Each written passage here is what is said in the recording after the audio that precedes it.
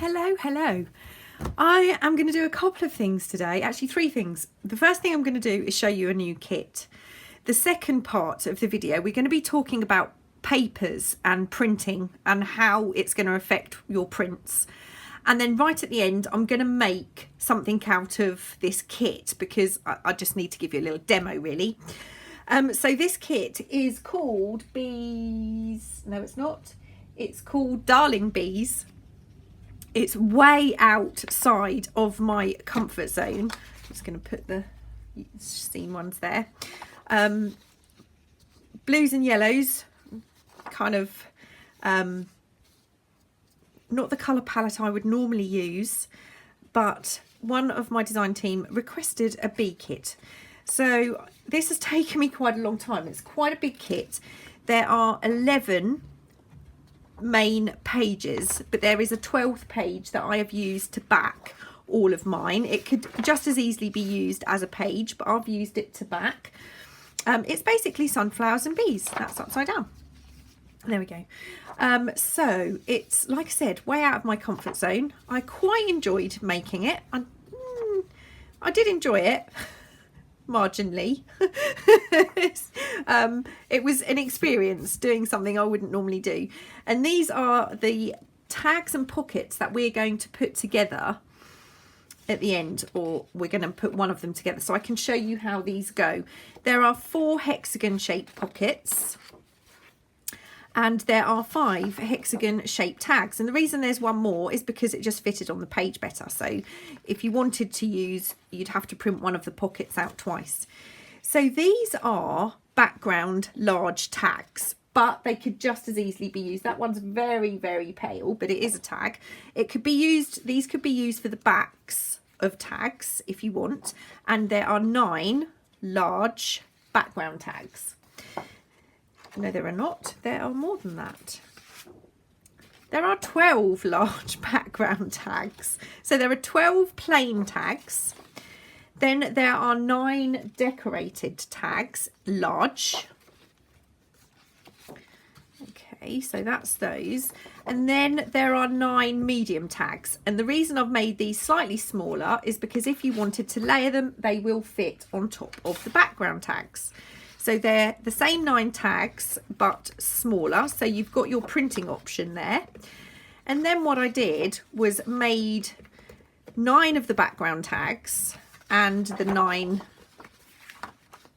pattern tags. And I've made those small also. So again, these could be used as gift tags. They could be used as little note cards, anything you like. Then there are 6 pockets and there's a couple of pieces of ephemera on each of those pages. On here we have a few labels and then we have some jars, and I've added this strip to use as a belly band if you wanted to do that. Right, I'm going to pull out a couple of pages now so we can talk about printing, because this was the perfect kind of kit for me to demonstrate printing and papers. These are the papers I print on when I'm creating anything. I very rarely use copier paper or cardstock unless it's like an advertisement kit or something very plain. If it's an image, I want a nice crisp print. So I use photographic paper. First thing I'm going to do is talk about printer copy paper. So if we ignore these for a moment, printer copy paper, let's move those aside. Let's start from the beginning. This is the copy paper I use. It's not the cheapest copy paper. It's a premium copy paper and it's 80 GSM. Okay, it's got a really nice white surface, but it is flimsy, as you can see. It's 80 GSM. Now, copy paper is flat and smooth, but it's not coated. So when your inkjet printer lays the ink down, depending on the type of copy paper you've got, the cheaper the copy paper, the more it's going to happen. The ink will soak in and it will slightly bleed. It will bleed into that paper because it's absorbent. So it's not designed for pictures, generally. It is designed to print text. It's a document paper. but it is a really cheap option.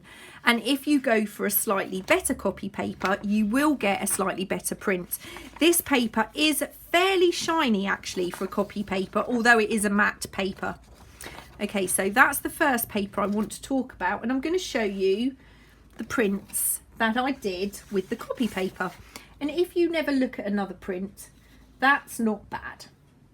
This is quite a soft image, so it works quite well. That's the tags that I printed onto the copy paper.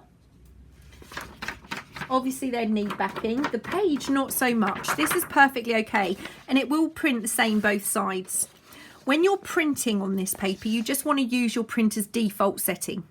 Don't select a paper, just keep it at your default settings, and that's what you would print onto a copy paper with. So the next kind of step up from that would be a presentation paper, such as, sorry about the package, the Navigator. This is actually not even the presentation paper, it's colour document. So it is designed to take colour a little bit better than the copy paper, your standard copy paper. This is slightly thicker, it's 120 GSM. So these are the prints I did on these. And again, you can print both sides, no problem. It's the same both sides on this paper. It's not coated in the same way as a photo paper. It will still draw in some of the colour, and you will still get some bleeding. But I've had a good look at these. If we compare the standard copy paper, there is a very slight difference. Now, you might not be able to see it on camera, especially if we look around the edge of the petals. There is a very slight difference. The biggest difference though is the feel of the paper. This paper is thicker than the copy paper. Put that back up there. So these are the presentation papers, and I think that's a pretty good print, especially if you are watching the budget. So that is 120 GSM, and this is the Navigator colour document paper. The next thing I printed onto was a premium cardstock. Now this is 180 GSM, so it's even thicker. Okay. It is a cardstock, so it's still porous. It's not coated. The ink will sink in and slightly bleed. Generally, you might not notice unless you printed a photograph. These first three papers, you wouldn't see a huge difference. But that's not bad. That's not bad. I find this heavier paper a little bit too thick for pages. I like my pages to be thinner, which is why I'll show you the paper I use, but that's why I'd probably go for the premium, the presentation paper or the copy paper if I wasn't printing onto photo paper. But that's not bad. So if we compare that, woo, that's gone on the floor. This is the cardstock, and that's the copy paper. And this is the presentation paper. So the cardstock actually gives you a deeper colour, but in terms of the bleeding, there's not a huge amount of difference there. Okay, so that's the premium cardstock. Now we're going to talk about photo papers. These are the two that I would use. Now for my pages, I use this. I use Epson Photo Quality. It's 102 GSM, so it's thinner than the cardstock, fairly thin. It makes a nice page, but you get a beautiful crisp print. So let's compare that to your copy paper. If I get it the right way round. The depth of colour and the crisp edge of the image really shows up on that paper. But if you never saw that paper, this would be perfectly acceptable. So this is your Photo Quality Epson paper. Okay. My ephemera, I print on to this, which is the Epson matte paper. It's 167 GSM, still not as thick as that cardstock, but it's thick enough. And again, if I compare it to the copy paper, you can see the difference. This one is much more vibrant. So what is the difference? Why a photo paper? A photo paper is, and it is designed to give less diffusion when the ink hits the page. It sits on top of the page, but it dries. It doesn't soak in and it doesn't bleed. That's what a photo paper is designed for. I use matte because I prefer the matte feeling. On some of my ephemera, I do print it on a semi-gloss because I like that. The reason I use Epson paper is because I use an Epson printer.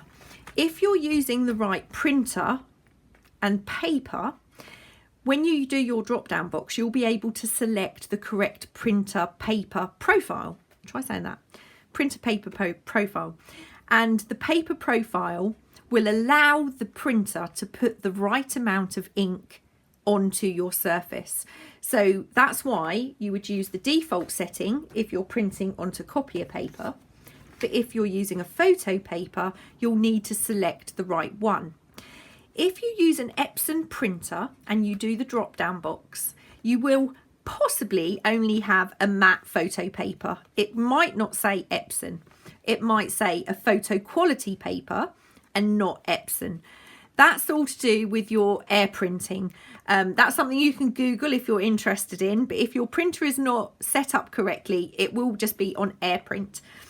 If you are using a different brand, but you've got the Epson brand, just pick the closest one. So if you've got Epson matte paper and you're printing on a matte paper, select the matte paper in that setting. It always improves the print quality. The only reason, I'm not sure if I'm alone, but obviously my degree is in photography and printing was a huge part of that degree. So I kind of micro-analyze prints. I always do. And it's silly because if you're on a budget, there is absolutely nothing wrong with that print. But for me, that print is just a little bit better.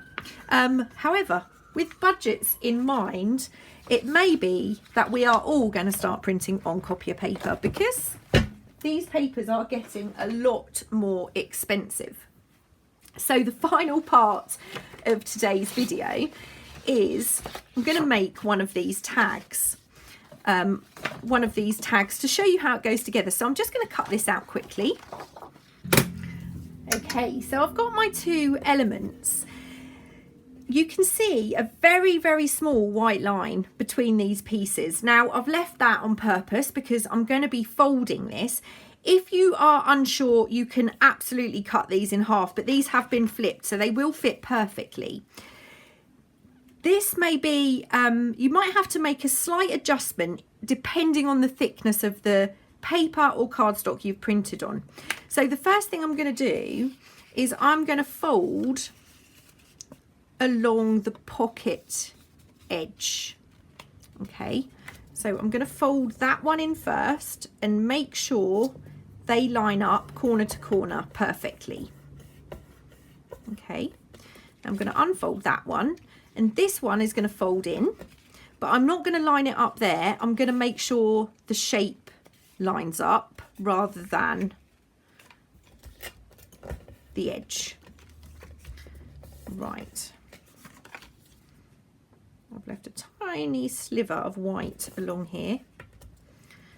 Now, if you've used a thicker cardstock, this might not want to fold. So what I'm going to do, I've used a thicker paper. So I'm just going to take a tiny, tiny sliver off that edge. The tiniest of slivers. I'm going to take my glue. Glue this pocket. And then I'm going to glue that into place.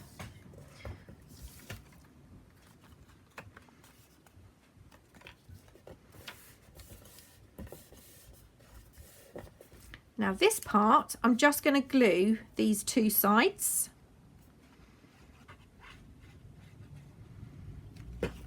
And then I'm going to close that up. And you can see I should have inked this first because I've got a little white line there.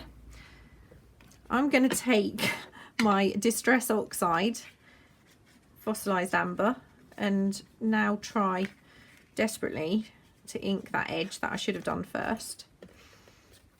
I mean, obviously a black ink would look pretty cool, inking this up too. Or no ink. You don't need any ink necessarily. You could go ink free.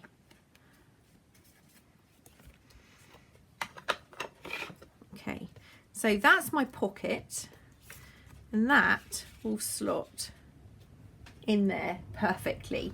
Now, if you wanted to sew, you can absolutely still sew round the edge. Excuse myself, I've got myself a new old sewing machine, and I'm still getting to grips with it, so my stitching is absolutely appalling on there, but there is room to stitch them if you wish. So that is my little pocket from the kit, just in case you needed a little bit of an explanation how to put that together. So I'm going to be back making some pockets of a different kind using book pages for my next video. I hope you found the paper part of this interesting. The kit will be out today at some point in my Etsy shop. I'll put a link down below when it's out. Thanks very much for watching. See you later. Bye.